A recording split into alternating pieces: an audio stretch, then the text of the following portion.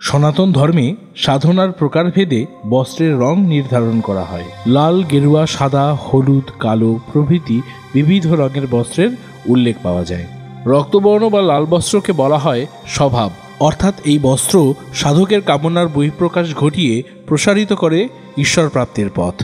গেরুয়া বস্ত্র হল অভাবের প্রতীক, অর্থাৎ মাধুকরী বৃত্তির অবহেলাকে পাথেয় করে বৈষয়িক চিন্তা থেকে মুক্তিলাভ ঘটিয়ে সাধককে ভগবৎ প্রাপ্তির দিকে অগ্রসর করে এই বস্ত্র। সাদা বস্ত্র নির্ভাবকে প্রদর্শিত করে। সাদা রং যে কোনো শক্তিকেই বিকিরিত করে। মূলত বৈদান্তিক যজ্ঞক্রিয়ায় যজমানের গৃহে তার শুভকামনায় কোনো পূজা অনুষ্ঠানে যখন কেউ পৌরোহিত্য করেন তখন সাদা বস্ত্র পরিধান হয়ে থাকে। পুরোহিতের উদ্দেশ্য থাকে নির্ভাব অবস্থায় যজমানের হিতার্থে পূজা সম্পাদন করা। গণেশ সাধনায় হলুদ বস্ত্র, ত্রিপুরা সুন্দরী সবুজ বস্ত্র ও কালভৈরবের সাধকদের কালো বস্ত্রের উল্লেখ পাওয়া যায়।